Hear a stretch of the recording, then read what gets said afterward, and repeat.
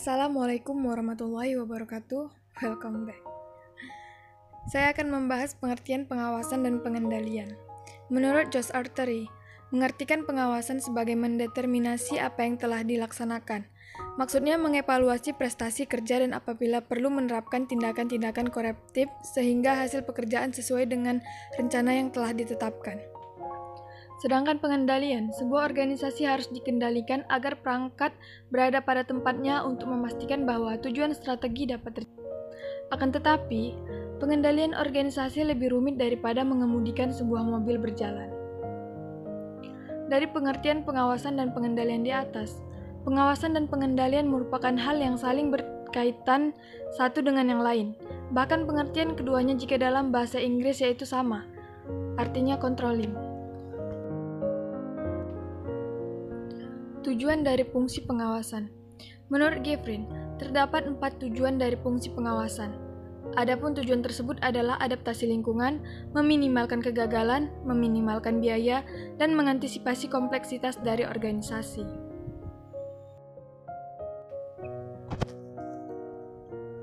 Asas-asas pengendalian dan pengawasan.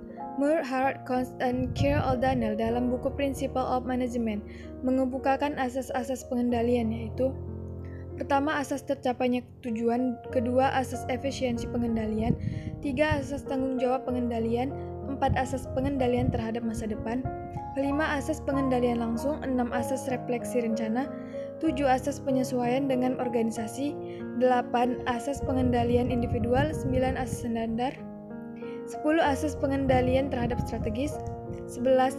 Asas kekecualian, 12. Asas pengendalian fleksibel, 13. Asas peninjauan kembali, dan 14. Asas tindakan. Tipe-tipe pengawasan. Donnelly mengelompokkan pengawasan menjadi 3 tipe, yaitu 1. Pengawasan pendahuluan. Dirancang untuk mengantisipasi masalah-masalah atau penyimpangan-penyimpangan dari standar atau tujuan dan memungkinkan koreksi dibuat sebelum suatu tahap kegiatan tertentu diselesaikan. Yang kedua, pengawasan pada saat kerja berlangsung. Pengawasan ini dilakukan bersamaan dengan pelaksanaan kegiatan atau concrete control. Pengawasan ini sering disebut pengawasan ya tidak, screening control atau berhenti terus. Dilakukan selama suatu kegiatan berlangsung. Ketiga, pengawasan feedback. Pengawasan feedback yaitu mengukur hasil suatu kegiatan yang telah dilaksanakan guna mengukur penyimpangan yang mungkin terjadi atau tidak sesuai dengan standar. Jenis-jenis pengendalian. Jenis-jenis pengendalian adalah sebagai berikut. Yang pertama, pengendalian karyawan, kedua, mengendalikan keuangan, ketiga, pengendalian produksi, 4, pengendalian waktu, 5, pengendalian teknis, 6, pengendalian kebijaksanaan, 7, pengendalian penjualan, 8, pengendalian inventaris, dan ke-9, pengendalian pemeliharaan. Adapun jenis-jenis metode pengendalian yakni metode-metode pengendalian dapat dikelompokkan menjadi 4, yaitu pengendalian pertindakan, pengendalian kemudi, pengendalian penyaringan, dan pengendalian purna tindakan. Tahap-tahap proses pengawasan.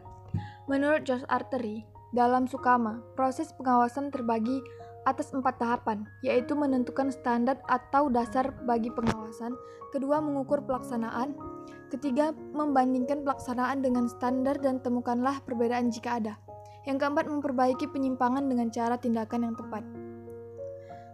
Terry menjelaskan bahwa pengawasan terdiri daripada suatu proses yang dibentuk oleh 3 macam langkah-langkah yang bersifat universal, yakni 1. Mengukur hasil pekerjaan, kedua, membandingkan hasil pekerjaan dengan standar dan memastikan perbedaan, dan yang ketiga, mengoreksi penyimpangan yang tidak dikehendaki melalui tindakan perbaikan.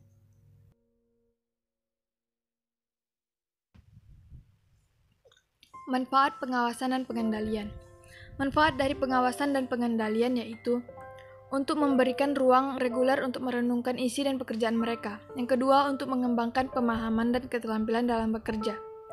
Ketiga, untuk menerima informasi dan perspektif lain mengenai pekerjaan seseorang. Keempat, untuk menjadikan dukungan baik segi pribadi ataupun pekerjaan. Kelima, untuk memiliki ruang untuk mengeksplorasi dan mengekspresikan distress, stimulation pribadi, transfer atau counter transferensi, dan mungkin dibawa oleh pekerjaan.